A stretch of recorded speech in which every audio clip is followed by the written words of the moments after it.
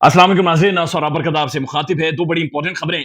एक तो खबर यह है कि पाकिस्तानी फौज और army chief general Asim Munir साहब ने एक पॉलिसी मुतारिफ करवाई है। 75 सालों से इस पॉलिसी का इंतजार था, पाकिस्तान को जरूरत थी, और ये पाकिस्तान की तकदीर बदल देगी। ये रियलिटी है कि ये जो पॉलिसी है, अगर इसकी एग्जीक्यूशन हो जाती है, जो कि होगी, क्योंकि फौज की तरफ से आई है, लिहाजा ये मुल्क की तकदीर बदल देगी, ये लोगों के लिए आसानियां पैदा कर देगी। और हो सकता है कि इस पॉलिसी पर अगर लॉन्ग टर्म अमल किया गया तो पाकिस्तान एशियन टाइगर भी बन सकता है। बताते हैं पॉलिसी क्या है। लेकिन दूसरी बड़ी खबर यह है कि लतीफ खोसा जेर अताब आ गए हैं। लतीफ खोसा के चेहरे के ऊपर क्रॉस लग गई है और उनके ऊपर शदीद तनकीद की जा रही है। पार्टी रुकनीत पीपल्स पार्टी से उन्हें फारिग कर दिया गया है और लतीफ खोसा के ऊपर फायरिंग भी हुई है। लिहाजा लतीफ खोसा के लिए भी जमीन तंग की जा रही है बुनियादी तौर पर। आप यकीन माने, जब सिस्टम आपके फेवर में हो, जब एस्टेब्लिशमेंट आपके पीछे हो, जब आप हुकूमत में हो, उस वक्त आप किसी भी नाइंसाफी के ऊपर आवाज उठा लें तो उस बात समझ में आती है, आप कर सकते हैं। लेकिन जब सारी चीजें आपके खिलाफ हो, जब लोग फैमिलीज उठाकर यहां से भाग रहे हो, जब मार धाड़ हो, अदालतें डिसफंक्शनल हो, जब आपके घर के ऊपर क्लाशिनकोव से सामने खड़े होकर फायरिंग हो, बंदे ना पकड़े जाएं, बल्कि एफआईआर जो आप दर्ज करवाना चाहते हो वो दर्ज भी ना हो सके, ऐसे टाइम में अगर आप सिस्टम के सामने खड़े हो जाएं या मत्था जोड़ दें, तो रियलिटी में आपका करैक्टर खुलकर सामने आता है। और लतीफ खोसा साहब का, एतजाज एहसन साहब का, इनका करैक्टर खुलकर सामने आया है। ये पाकिस्तान की कितनी बड़ी शख्सियतें, ये कितने कद्दावर लोग हैं, और ये वन मैन आर्मी है। ये रियल लोग हैं जिनकी पाकिस्तान की जरूरत है, पाकिस्तान को, जो उसूलों के साथ खड़े हुए हैं। लतीफ खोसा ये समझते हैं कि पाकिस्तान के अंदर मिलिट्री कोर्ट्स में सिविलियंस का ट्रायल नहीं होना चाहिए। लतीफ खोसा ये समझते हैं कि पाकिस्तान के अंदर नाफरमानियां हो रही हैं, इंसानी हकूक की पामालियां हो रही हैं। और लतीफ खोसा ये समझते हैं कि 9 मई की आड़ में एक पॉलिटिकल पार्टी को खत्म किया जा रहा है। और लतीफ खोसा ये समझते हैं कि इमरान खान को भुट्टो की तरह एग्जीक्यूट किया जाएगा। और उनका यह कहना है कि मैं इमरान खान को शहीद नहीं होने दूंगा, मैं इमरान खान का मुकदमा, जो कत्ल का मुकदमा है, वो लड़ूंगा। जिसकी वजह से वो बुनियादी तौर पर लतीफ खोसा के गिर्द घेरा तंग किया जा रहा है। गुज़श्ता 24 घंटों में लतीफ खोसा की 2 इंपॉर्टेंट मुलाकातें हुई हैं। एक इमरान खान के साथ हुई, जो खान साहब उनके घर गए, और दूसरी आज चीफ जस्टिस ऑफ पाकिस्तान के साथ हुई, जहां पर खोसा साहब ने यह कहा कि हमने मिलिट्री कोर्ट्स के हवाले से एक पटिशन फाइल की है, बराए मेहरबानी उसको जल्द अज जल्द सुना जाए। और जब लतीफ खोसा उसके ऊपर आर्ग्यूमेंट करेंगे तो पहला सवाल उठेगा कि 9 मई के वाकयात के ऊपर एक शफाफ तहकीकात की जाए। इमरान खान भी सबूत लेकर आए, इदारे के पास जो सबूत हैं वो भी लेकर आए। लिहाजा सारे सबूतों को सामने रखते हुए असल जो शरपसंद है, असल जो गुल्लू बट लतीफ खोसा कहते हैं, असल जो लोग थे जिन्होंने प्लानिंग की थी, जिन्होंने एग्जीक्यूशन की थी, जो मनसूबाबंदी करने वाले थे, उनको सामने लाया जाए और उनका मुंह पाकिस्तानियों के सामने बकायदा से काला करके उन्हें गदे के ऊपर बैठाया जाए और उन्हें सजाएं होनी चाहिए। अब लतीफ खोसा के हवाले से हुआ क्या है? एक तो उनकी पार्टी रुकनीत यानी पीपल्स पार्टी ने उन्हें फारिग कर दिया है, यानी उनकी कोई हकीकत नहीं है पीपल्स पार्टी के अंदर, बिल्कुल साइड पर, यानी खोसा साहब गुड बाय।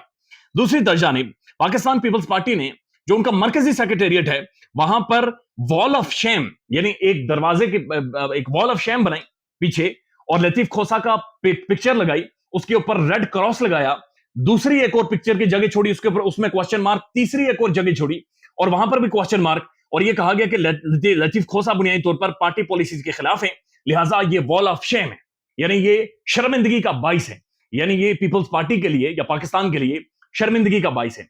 एक ऐसा इंसान, जब सिस्टम पूरा उसके खिलाफ है, जब उसके बेटे को आज से 4 माह पहले गोलियां मारी गई, जब उनके घर के ऊपर फायरिंग हुई, जब लतीफ खोसा के ड्राइवर को गोलियां मारी गई, आज जब वो सिस्टम के खिलाफ खड़ा हो गया है, जब वो नाइंसाफियों के खिलाफ खड़ा हो गया है, तो पीपल्स पार्टी और कुछ लोग ये कह रहे हैं वॉल ऑफ शेम है, यानी ये शर्मिंदगी का बाइस है। यानी इस मुल्क में उसूल के साथ खड़े होना असल में आपको बेशर्म बना देता है, ये वॉल ऑफ शेम तक लेकर जाता है। लेकिन इंटरेस्टिंग बात यह कि इससे पहले कहा जाता था कि ये जो रेड क्रॉस है ये खान के ऊपर लगा हुआ है, लेकिन आज लतीफ खोसा के ऊपर भी लग गया है। यानी 2 जो खाने खाली हैं, क्वेश्चन मार्क ये है कि वो 2 लोग कौन हैं। एक इतलात के मुताबिक एतजाज एहसन साहब भी हो सकते हैं, और एक और कोई पर्सनालिटी है जिनके हवाले से वॉल ऑफ शेम बाकायदा से किया जा सकता है।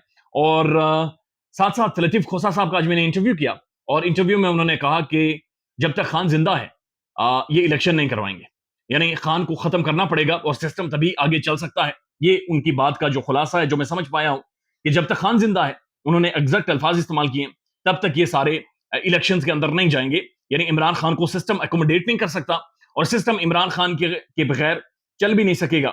अब दूसरी जो इंपॉर्टेंट खबर है, ये सबसे ज्यादा इंपॉर्टेंट खबर है, और ये आर्मी चीफ और फौज को क्रेडिट जाता है, क्योंकि हुकूमत असल में बिजी है मार धाड़ में, साफियों के ऊपर पाबंदी लगाने में, टीवी चैनल्स के ऊपर पाबंदी लगाने में, पीपल्स पार्टी से मुआज आ रही, तहरीक इंसाफ से मुआज आ रही।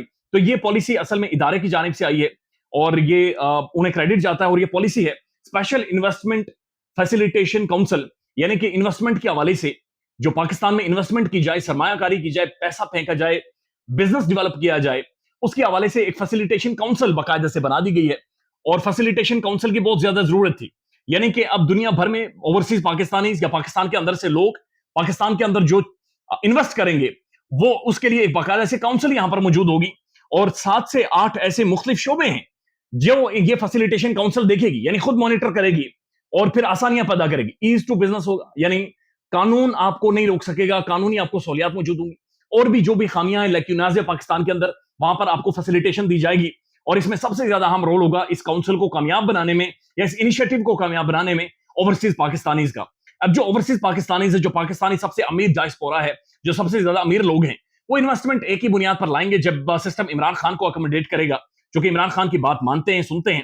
اور ہم نے دیکھا ہے کہ عمران خان کی وجہ سے روشن ڈیجیٹل اکاؤنٹ بنا، پاکستان میں تاریخی ریمیٹنسز آئے، لوگوں نے انویسٹ کرنا شروع کر دیا، باہر سے لوگ نوکریاں چھوڑ کر پاکستان میں آگے تھے.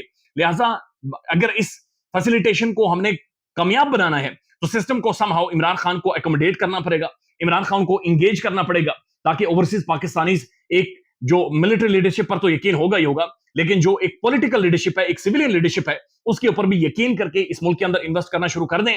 نہیں تو خواجہ آصف صاحب کی سٹیٹمنٹ آپ نے سنی ہوگی، جنہوں نے یہ کہا تھا کہ اوورسیز پاکستانی شیم لیس ہے، یعنی انہیں شرم نہیں آتی کہ وہ صرف یہاں پر لاشیں دفن کرنے کے لیے آتے ہیں، اور وہ ہمیں تڑیاں لگاتے ہیں کہ ہم ریمیٹنسز روک دیں گے. اور اس کی وجہ یہ ہے کہ 3 سے 4 بلین ڈالرز اوورسیز نے ریمیٹنس کم بھیجا، اس دفعہ نہیں بھیجنا چاہیے تھا، یعنی کم نہیں بھیجنا چاہیے تھا.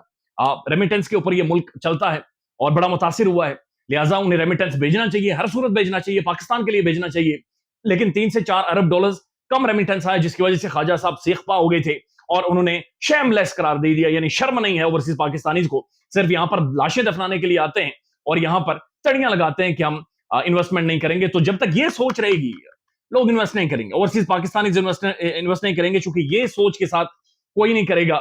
لہٰذا سسٹم کو اکوموڈیٹ کرنا پڑے گا خان کو، اور خان کو لانا ہوگا تاکہ لوگ ٹرسٹ کریں، اوورسیز پاکستانیز ٹرسٹ کریں اور یہاں پر انویسٹ کرنا شروع کر دیں. خیال رکھیے گا اپنا. اللہ حافظ.